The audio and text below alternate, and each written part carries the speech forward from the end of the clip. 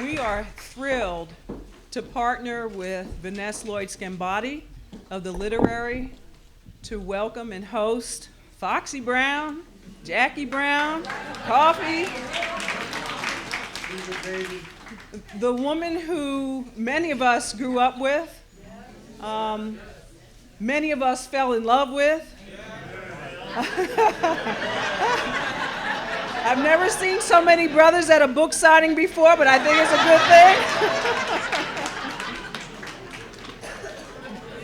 thing. But you know what? Tonight we get an opportunity to hear from one of the icons of the 70s, but a woman who I have to tell you, now I'm happily married, but as much as I have admired Pam Grier, my Pam Grier moment was when she was in Jackie Brown. And Pam came out with this red shift. It was like the first scene where she has this red shift on, and I told my girlfriend, when I turn 50, I'm gonna look like that.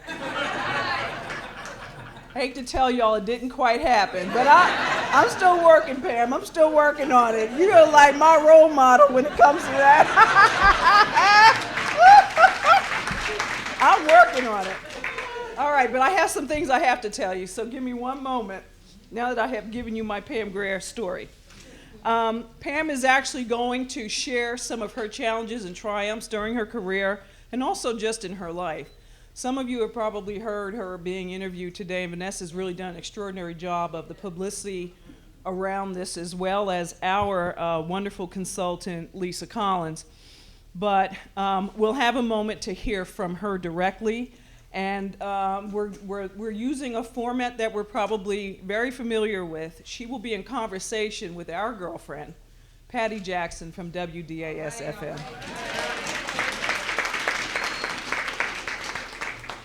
It is my understanding that we have index cards here.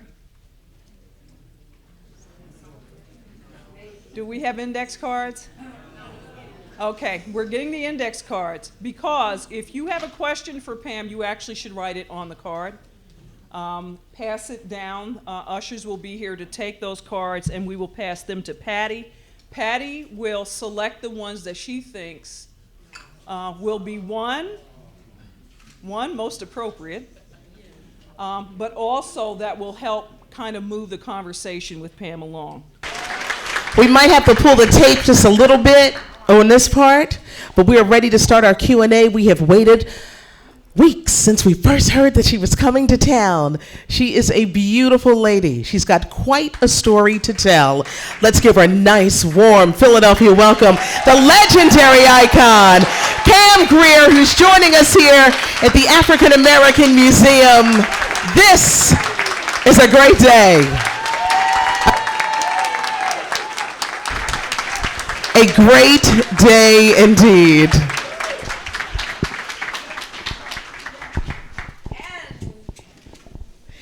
Pam, you can grab the mic here. Say hi to everybody. Everyone's excited. The buzz in the city.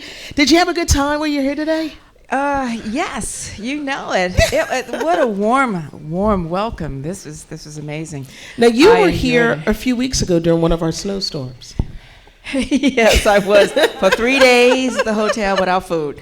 It was fabulous. Yeah, I got to really see your city. Yeah, it was great. Can I say one thing before, because we're connected to Vanessa, regarding reading? What I love to do is I love reading to children, and I love reading to the elders who cannot read. And audiobooks are vitally important as well. But the book, those children's books that you just presented to me, one day, they're not going to be an ebook because they don't have the illustration. But books are going to be one of the #1 trading commodities.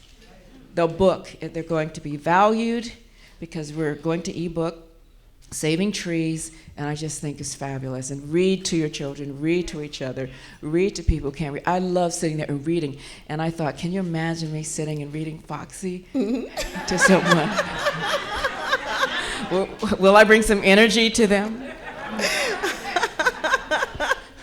The book is amazing. Foxy, My Life in 3 Acts. We really go into your life. And I always say, if you're going to tell the story, how hard is it to reveal so much?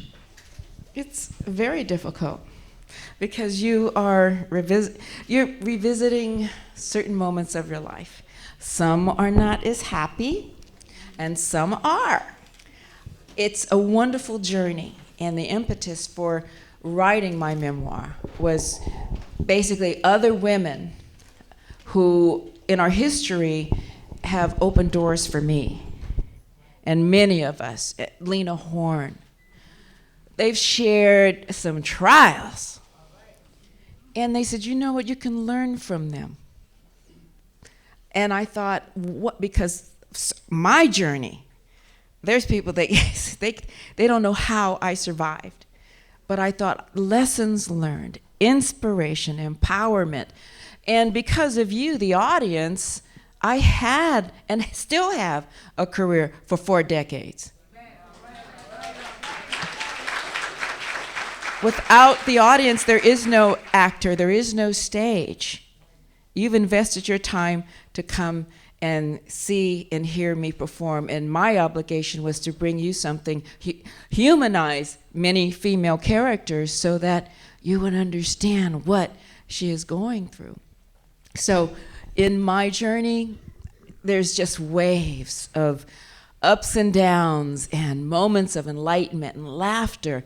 And I just wanted to share it with you because I didn't want to be an enigma. Like, I'm not accessible. I get my foxiness from you. Well, you with the beard, maybe not, but I get it from my womanhood. And I see friends. Here's a neighbor from her mom lives around the corner from my mom. She came to see me. I have friends from New Jersey. People have come in to say, I want to know that I was a part of your life. And you really are. You're really important to me. Well, I got to tell you, you are a part of our lives. When you go back and watch the old clips, so strong. She did her own stunts. So I want you to talk about that, doing your own stunts. But the I was stupid. Do you feel it now? Like, I remember that stunt I did. I remember that broken leg in Coffee. Yeah, I had broken my ankle in Coffee, and the last few days of the scene of running along the street, I had a cast that was painted like a boot, and it had laces on it, and I was like this. You remember that? You're all gonna go back and watch it. Go, yeah, that's Pam. Go, yeah, yeah. And I'm trying to look sexy, and I'm like, oh yeah, oh, yes, there. And at the time, they did not have stunt women. J.D. David was my stunt woman, my first stunt woman, and they formed the Black Stunt Men and Women's Union then. And it provided hundreds, if not thousands, of jobs for the industry. And that was a part of the evolution, which is huge today. And to be a part of that, it was great. It was great. Watching you strong, dynamic, fierce, as for we as women, it just empowered us. It really did, because I was a country girl. You were, but you didn't take country that stuff. Girl. Are you kidding me? My mom's from Wyoming. That's Coffee. And I'm from Colorado. My grandfather used to take me out hunting and fishing, bass fishing. Know how to bring the boat in, chopping wood. I was driving when I was 10 years old, a John Deere tractor. And they think, oh yeah, she's. Oh, look at that! Did you drive one too? A country girl over there. She's like, yeah. But my grandfather wanted me not to be a victim. He said, I want the girls to be able to know how to do something. Mm-hmm. And thank God for him. He gave us equality. Was it hard to be that sexy when you were required? Were you surprised when they said, because you were like the ultimate female sex symbol back then, the woman every man wanted, and the women, they said, I want to be like her. Was it hard? Was it hard? That meant my skin had to be clear. Yes, it was, because often, and especially 70s, it was the free soul. Woodstock. Are children in here? Yes, there's a couple. I'll have to keep it down, keep it tame. Well, there was a freedom, an artistic freedom. Then shorter skirts, women enjoying more skin, men enjoying women showing more skin. It was a time where the woman's body was being celebrated, and still trying to define what's beautiful and what's sexy and what's vulgar. So there was a line, and it was not difficult, but I knew that they were watching me to set an example, politically, socially, and spiritually, which was an effort in itself. But I found that I could watch what other women wore. The bigger the fro, the halter tops. I would get it from, designers, black designers in the community. And they said, well, you have this great body. I was just skinny, But still, it didn't mean that I was sexy. You have to be healthy. And I enjoyed it. I was learning how to put on makeup and eyelashes, and being the best woman I could be. And that was important. I could see that emerging with women, because now we're fiercely taking on our own liberation and our own leadership, and saying to our men, just in case you're not here, I have to be able to take care of things and look good also, because we are female. We are that yin, that yang, that balance. And I knew that then, and I could see it. And I knew, but also, they draw a line. Men, if they saw you pretty, could they respect you? That was vitally important. And the sisters, you what? And so we had that communication happening, which was very interesting for me to see that evolution. Are we passing? Yes, she is. She is still sexy. Are we passing out the index cards? Who said that? You. Oh, well, thank you. Well, thank you. Are you married? Yeah. Yes, he is. And there's her Fox is Foxy Brown right there. She's fabulous. Make sure you write your questions or comments on those index cards so I can go through them. You've had some great romances. Richard Pryor. Yeah, where do you think of Richard Pryor? Yes, Freddie I have. Prinze, Kareem Abdul-Jabbar. Mm-hmm. Tell us about that part of your life and high-profile romances. Well, we'll start out with the youth. One of my first amazing loves, and when I say love, a true, passionate man who was bringing out my intellectual side. And I was quite shy. I had some traumatic experiences and was dealing with who do I speak to, who do I have to be my confidant. And you need that in a partnership. So Ferdinand Lewis Alcindor Jr. was graduating from UCLA, had just been drafted into the Milwaukee Bucks, and he was embracing Islam. And today, we know a lot more about Islam. It is not a monolithic, it's not a monolithic community. It has diversity. Moderates, conservatives, fundamentalists, and some radical. And at the time, he was young and didn't know exactly where he was going. If I'm going to be his spouse, I need direction. And he had only given me less than 3 months to read about how to become a Muslim woman and the Quran. And the direction, I was like, well, where do we fit in? And at the time, I was a child of the women's movement.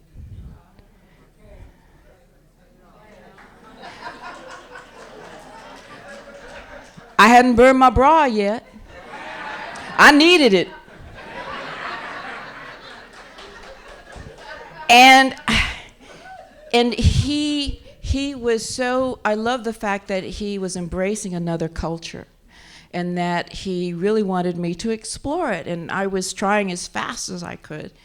But to some culture, to the Western culture, the perspective is not as fair for women, unless you understand where you are. And from the Eastern perspective, it's tradition. There's a lot of tradition. But I knew that I needed an education. I needed to be independent in my heart because I was working 3 jobs and putting myself through school. No one could do that. No one would do that for me. I was on my own. And he wasn't paying for my college tuition, nor did he have to, nor did I ask him. And I knew if I get married and begin having a family, and not get my education, not have something to fall back on in life. My mom was ill with paralysis. There's so many things going on. And he was just fantastic to me. We had a ball. And you know that first love. Oh, my God. Oh, my, but Jesus. And one day, he called me. Oh, they know about it over there, testifying. They still reliving their first love. I don't blame you. Every time I see him, I go, oh, I could have had 13 kids with him. Oh, my goodness. And on my birthday, he called and he said, hey, happy birthday. And I just wanted to know if, this is a conversation we need to have. And it is, are you going to convert? And I was very truthful. I said, I need more time. I really need more time. And he said, well, if you don't, let me know now, today. I'm going to marry someone this afternoon at 2:00.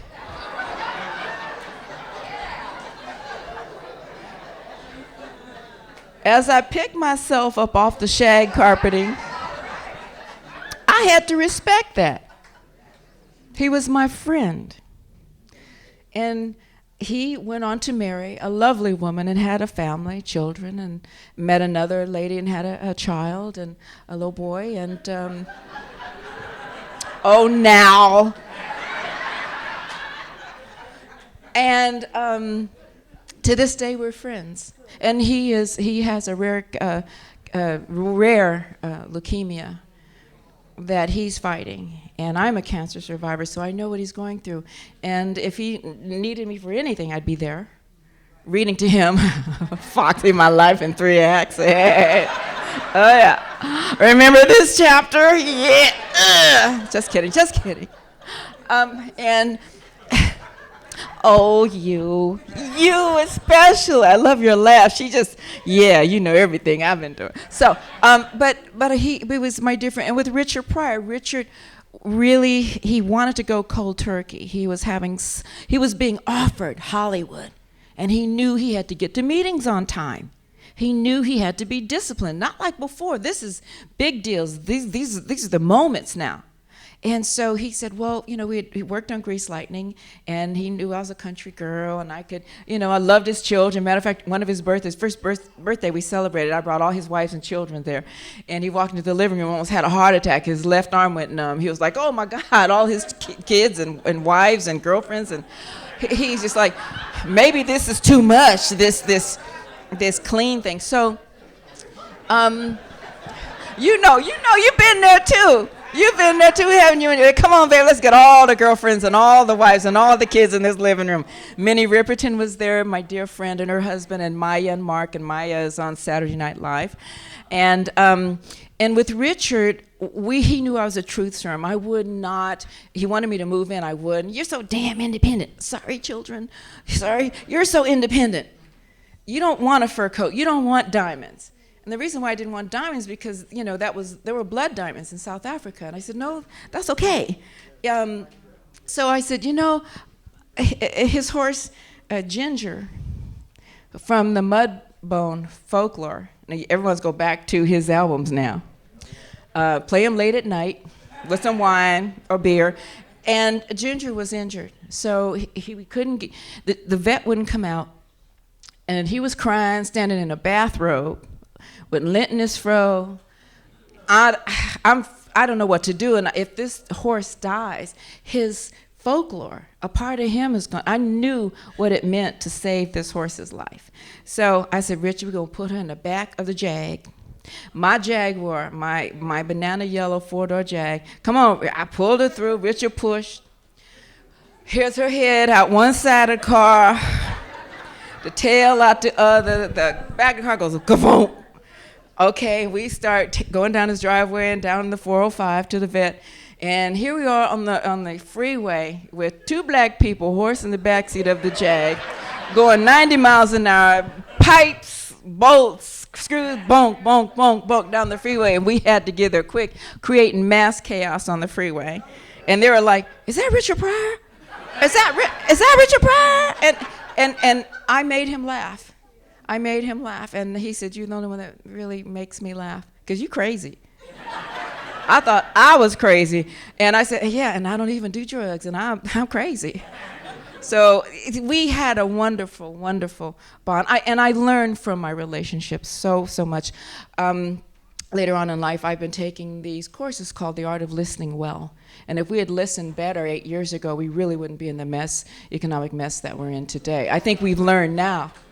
Listen well, and not just verbal, but body language and what people do and say is critical. And there's one thing I did.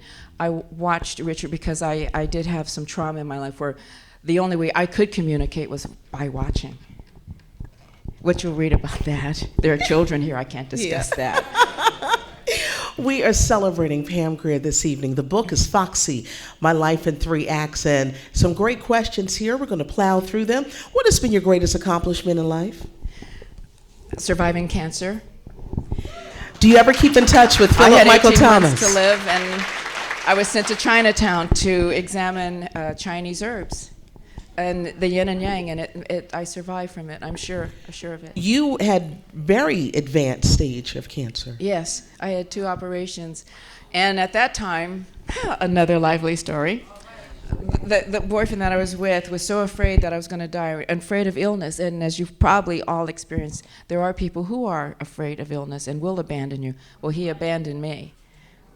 And Gregory Hines showed up, Steven Seagal, dear friends, the president of the Writers Guild of America, friends showed up and supported me. When I was 3 days out of my surgery, not knowing if I'm going to live and feeling so much is lost, and they were there, a lifeline, I was saying, of people, and not necessarily strangers. When they show up in your hospital room, and the clock is ticking, they are family. They are much closer than you've ever imagined. And I was surprised. And Peter Douglas, who produced Something Wicked This Way Comes, he came. My mom was there. My mom took off. And when my mom could not take off from work, I was there by myself, taking treatment and therapy. Peter Douglas came in with a blender, a bag of ice, some tequila and margarita mix, and made my mother margaritas in the hospital room. And total straight, he was my boss. And he came in and took care of my mother and said, she's going to be okay. So, little angels, that's why I put in my book, thank you for all the guardian angels who have watched over me. And I think from my standpoint, there are people who may not be strangers, but we are each other's guardian angels. And you don't know how important and what we provide for each other. And I think it's in the universe. I think good things are happening. I feel it. I really, really feel it. Many people enjoyed your time on Miami Vice. Do you still keep in touch with Philip Michael Thomas? I wish I could. Hey! In this book, what do you hope that people take away from it? Oh, first a box of Kleenex. No. But there's wisdom, lessons learned. I am sharing many of my lessons and intimacies with people, and I think a lot of people will relate to the choices that I made regarding character, turning down a job. When my dog was dying, I was not going to leave him because he didn't leave me when I was sick. And I was giving up employment.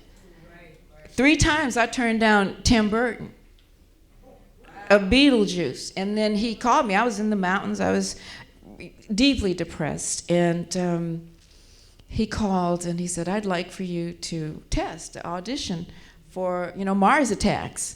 Played Jim Brown's wife. Ray J's son, I said, okay. And I said, but I'm sorry, I can't. I'm in a very, depressed state of mind. My dog is very, very ill. He's going to pass away very soon, and he was with me. He's critically. I can't leave him right now. I know what abandonment is like. And I couldn't leave my dog. And as cute as he was, I said, I know. His name was Magic Johnson. And the other dog was Bowie. Eddie Murphy named him. And he said, okay. They hung up, and they called back a week later, and they said, we'd like for you to put something on tape. I said, well, I can't. I don't want to. This is a comedy. I don't want to sob through the tape. So I said, thank you, but no thank you. So the third call was Tim Burton himself, and he said, Pam, this is Tim Burton. Yeah, right. He says, no, really it is. And I just want to tell you, I'm very sorry about your dog, and you won the audition. You have the job, because the character didn't know the script, didn't know anything about it. But you're the mom that wouldn't leave her children for Tim Burton. So you have the job. So if saying no, because I needed to be with my dog, many people said, no, I'm gonna take the job. But I said, no, mm-mm. And all of a sudden, I received a blessing. They waited. They shot around me, flew me out, took care of me, said, we'll take great care of you. And it was just fantastic. And we didn't even have to barter for my salary. They just said, here. That was a reward. I mean, we didn't have just that much money for such a small role. I said, okay, thank you. Gratitude, namaste, gratitude. You know, so see, sometimes when you do say no, it comes back in a greater gift. Who are some of the actresses you admire today?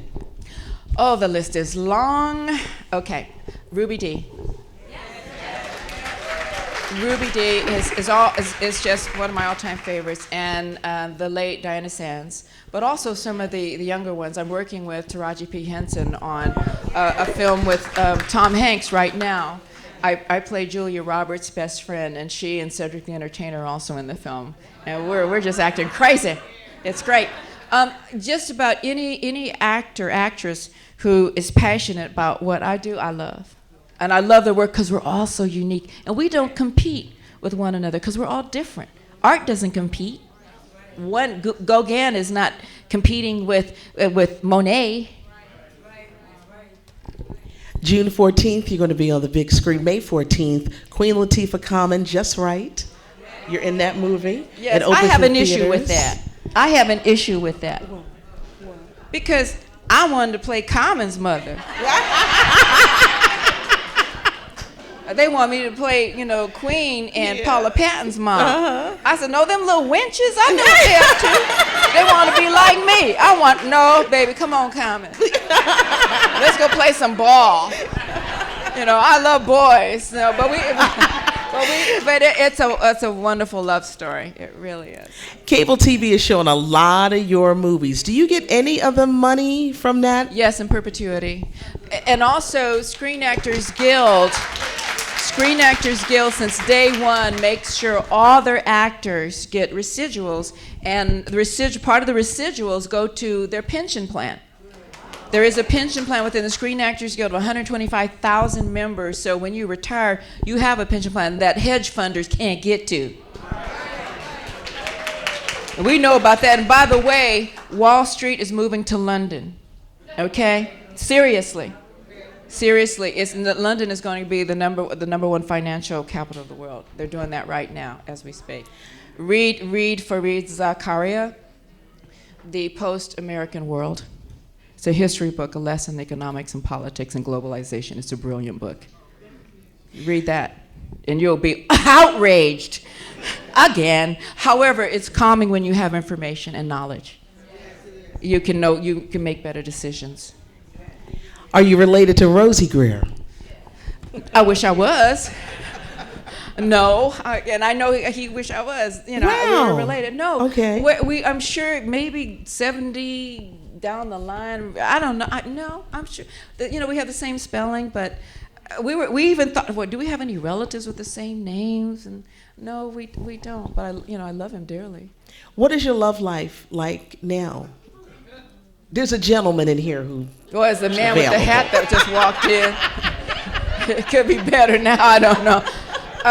My love life right now is pretty fantastic. In the last relationship that I had didn't turn out as well. I became this social inferior for some reason. There was ascension. We're into more of elitism and classism than racism right now. So there's, we're black or white or indifferent. And if I don't have an Ivy League education, I'm there, but I don't want to be a fetish. I want to be an equal.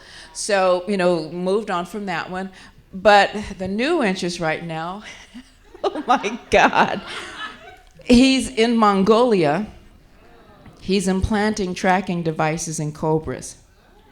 He loves animals. He's a vet. And he was so enamored with me because I rescue horses and dogs, and I retrain the horses for a therapeutic riding program, which Subaru, thank you, Abana Jacobs, Subaru USA, gave my two charities, foresters, so that we could bring clients to my program and use the vehicles to take animals to the vet for pro bono vet care. I've been doing that now for 12 years. There's talk of a Pam Grier movie. Yes, there is. Ah. Yes, can you imagine? Who could play Pam Grier? You should have put that on cards. Yeah. Well, I put that on Facebook and it blew up. It just, the whole site shot down because the debates of who was going to play it and why, it varied from Queen to Jada Pinkett. It was Beyonce. To Taraji, it was insane. It was amazing. And matter of fact, I don't want to be there that day when I'll say, here's my vote. Casting.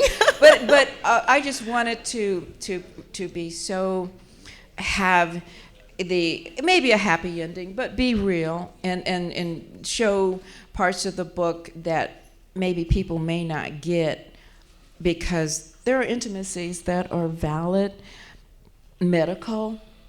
Some people will go, oh wow, I didn't know. But life-threatening, when your lover, your boyfriend has a habit that threatens your health. And a couple of times in the book, I talk about it in detail. And I'm very serious about saving lives. So as you men and women read these parts, I hope I have some control. I'm not going to give it up at all, but that we can tell, because drugs are in today. They're back into drugs.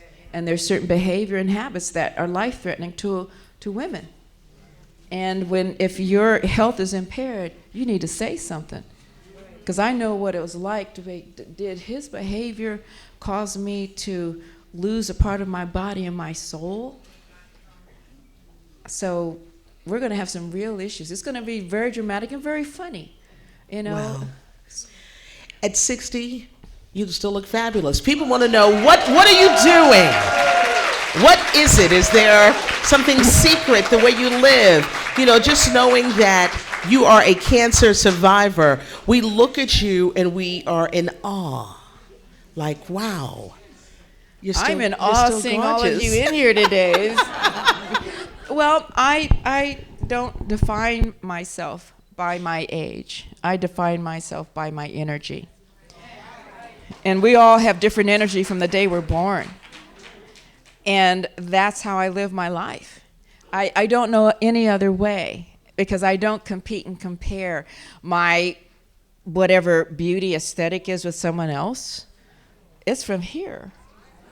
And the fact that someone will say, well, what is your beauty secret to your skin care? Well, back in the day when the Geechee aunties used to rub, my face when I was a baby with my diaper, we know what that did. That, ammonia smoothed your skin out, kept you from having baby rash. So, but today, I think when someone is handsome, a woman is beautiful, it's from their confidence. The confidence to go to the health food store, buy organic foods, drink better water, get sleep, practice yoga, join Pilates, walk your dog, be spiritually uplifted by your purpose, which I believe is also a community service. That's attractive to me, is doing something for others. And there's nothing better than walking away and knowing that there's someone who need. Like for Dining Out for Life, that was April 29th. For HIV/AIDS, Ted Allen and I were the host, and knowing that the money raised millions of dollars. I don't know what it was this year, $6 or $7 million across the country. 25% of every restaurant that was participating would donate money to HIV/AIDS and cancer, and food would be taken to patients who can't get dinners. So that community service makes me feel great. Makes me feel great. And then I was doing the PSA during a snowstorm in Philadelphia with no food in the hotel. And the front say, we're booked up. Can I sleep with you? Some of the staff had to stay at the hotel. They were sleeping on sofas all over the place. It was crazy, but everyone took care of each other. That was How cool. do you think African American women are portrayed in the media today when you think of the onslaught of videos and the movies? I think beautifully in most of them. I'm not sure about MTV, VH1, but the music role is totally a different beast than the film and television and theater. On television, the women are beautiful and they're educated, even though everybody is a coroner, on CSI, but or at a hospital, beautifully and well educated. And you see these images, and children see the images, and that's a positive, imprint. So I think it's great. And in films, the same. I mean, Benjamin Button, Taraji, come on, she was brilliant. She was just brilliant playing that. And so I think, and in television, most of the networks know they have the responsibility because they don't want to hear from y'all. They don't want to hear about, you know what? Y'all say they don't want to go through that. So they make sure standards and practices live up to, because they too feel responsible. If they want citizens to be able to buy the advertising, have the education to buy the advertising, that is their purpose, to make sure that is a balance. A lot of people love Jackie Brown. What was it like getting that call from Quentin Tarantino? Oh my goodness, that was something. Well, first of all, I bumped into him on the street, and I was with Warrington Hudlin, of the Hudlin brothers, and he was taking me to a meeting. And there was this wild man in shorts and a T-shirt in the street, and he said, "That's Quentin Tarantino." I'm going, Pulp Fiction? Reservoir Dogs, the director, the #1 pop, culture director. He says, yes. And so Quentin sees me, and Warrington calls him over, and he says, "Hey, meet Pam Grier." And he says, he goes berserk. His hair stands on end. And I'm going, he says, "I'm writing a movie for you. I'm writing a movie for you." I'm going, and you know how fast he talks. He's kinetic. He's like, "What? Yeah, really? Okay. Well, thank you. So nice. Great." He says, "Seriously, it's coming." He sends me the script in an envelope. Manila envelope with 44 cents due in stamps. Little stamps all over the corner, all every which way. And they've been sending me the yellow notices, 44 cents due from LA, from Los Angeles, 44 cents due. And I go, who doesn't have 44 cents? And here's this multi-gazillionaire. And he drives an old, 88 Volvo that doesn't have a gas cap on it, bald tires, and it hasn't been. And when the car loses its shine, it's amazing. So, when I read it, it was Jackie Brown, and I open it up and I'm like, oh my God, it's called Jackie Brown, and I'm reading it. It's fantastic, and I go. And it says a note, "Please call me. Please call me, let me know if you like it." So I call him, and I go, "Quentin, may I call you Quentin? You owe me 44 cents. And he said, "Well, what do you think of the script? What do you think of the script?" And I'm going, "I love it, I love it, I love it, I love it." And he says, "Well, wow, I'm glad, because I was about to pass. I thought you didn't like it, and I didn't hear from you." And I said, "Well, I'm sorry, you just had this money due, and I just didn't think it was important." He says, "Oh, I'm sorry, but I said, so which role am I?" He says, "You're Jackie Brown. And maybe not, you're real dense." Okay? I thought I was playing Bridget Fonda's role, And he says, "No, you're Jackie Brown. I wrote this for you. Remember?" And I go, "Yes, right." But a lot of people make those promises, and that's an endeavor to invest 2 years of your life. He'd been working on it for 2 years. And I was just amazed that he would humbly write something for me. He invested 2 years of his life. I owe him at least one child. At least one. You agree? She agrees? She agreed? She 2 over here, 3 or 4, triplets, something. Can you imagine Pam Grier, Quentin Tarantino, babies running around here? Oh my God! But still, but just Just the fact that someone felt that my work should be seen, and he appreciated the films in the 70s so much. He said, "This is my Foxy Brown." And he said, "I'm writing it." Oh, there it is, Jackie Brown, right there. There it is, the collection. And he said, "And I'm writing it from my female side." He said, I believe a man becomes more of a man when he identifies his female side. And I said, "How deep are you?" Oh my goodness, this is great. Your female side. Do any of the other guys know this? It's great.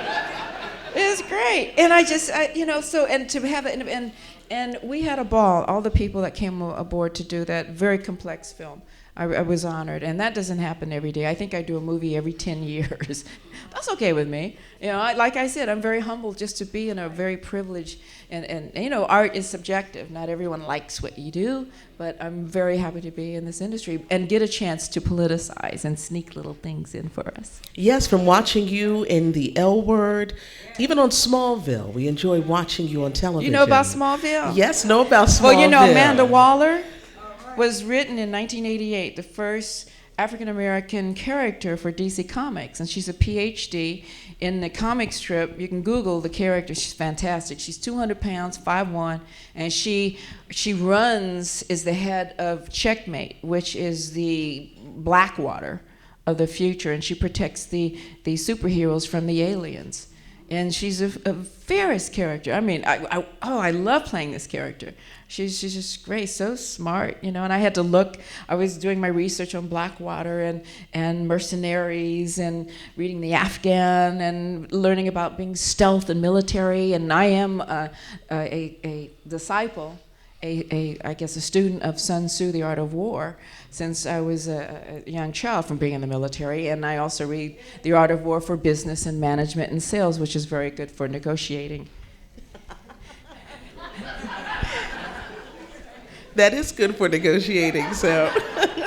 Sun Tzu, the silent general, he wins. In the beginning of your career, one of the things that surprised me in the book, you started off singing. Do you think you'll ever sing again? All the time. Okay. I love singing, and I love gospel. I was raised with gospel, a group called the Echoes of Youth, and the family that mortgaged their home to buy the bus and for us to tour right before the Watts riot is in the book. I just love James Cleveland. I love Mighty Clouds of Joy, the Five Blind Boys, Shirley, Caesar, BB, and CeCe Winans. I love gospel, and I love jazz. And when I arrived in California, I was working, one of my first jobs was singing background for Bobby Womack on his I Can Understand It album. And it was fabulous because he was with the Falcons and Sam Cooke. That's history. It's fabulous. So then he says, "I have a friend that needs some more background singers." So I said, "Okay, well what is it? Paying scale, $300. I was working 5 jobs and bringing home 60. I said, "I'll do it." And so I get to the CBS recording studios. And I go up and I sign in and I see these sisters sitting here, and he says, "Oh, that's Wonder Love." And I go, "Oh, the background singers for Stevie Wonder." I said, "That's fantastic." Sarita Wright, Denise Williams, Lanny Groves. I'm like, "Oh wow, they're really good." I don't know if I'm that good, but I can hit a few octaves. So I walk over. He says, "Go on in and say hello to Sylvester." It's Sly of Sly and the Family Stone, with a big fro and some leather and fringe, and he has this big laugh, and I was like, "Oh my God, I'm singing background for Sly and the Family Stone," And then later on, in walks Jimi Hendrix to just jam with him, and he sent us home. I was wounded. But that was my first week. That was my first week in Los Angeles. Wow. The book is amazing. Foxy, My Life in 3 Acts. You have blessed us. You're a beautiful spirit. And I thank you. I will remember this. I will remember this. Just always admired you, loved you, and so many people in this room do. Don't want to start shouting out a lot, but I know Shonda McLean Hill is here from the Philadelphia Tribune. I got to shout her out. That's my Tribune boss. The legendary broadcaster, Trudy Haynes. Can you please stand up? Pam, this woman is an icon here. An icon here. And Trudy, we love you. An icon here. Luminaries. Open the door. When you see our icons, we must embrace them and tell them that we love them. My colleague, Mimi Brown, where is she? I thought I saw her. Mimi Brown, everybody is back there. Please know that you have touched so many people. And this is our way of saying that we love you, the doors that you've opened, the images, the sexiness, the empowerment, the stunts, and your beauty, and how you continue to shine for others. You're going to have a chance to sign your books. Now, you know the rules. Got to buy the book. And then you can come up. For those who just want to mosey on up, y'all going to have to get to the back of the line because we're here to sell books. Foxy, My Life in 3 Acts. It's Mother's Day weekend. Happy Mother's Day to all the moms. Happy Mother's Day. Moms-to-be, mother figures. But thank you all. Didn't we have a good time? Let's get ready to sign some books. Thank you so much for coming out. You're 60, I'm 65. Oh my God. Oh my God. I'm as good as you. My God. I'm Mimi Brown from WDAS. Sorry I missed you today. It was a great interview. Dr. Jamie, Mimi, M-I-M-I. I know that for sure. What a pleasure. Okay.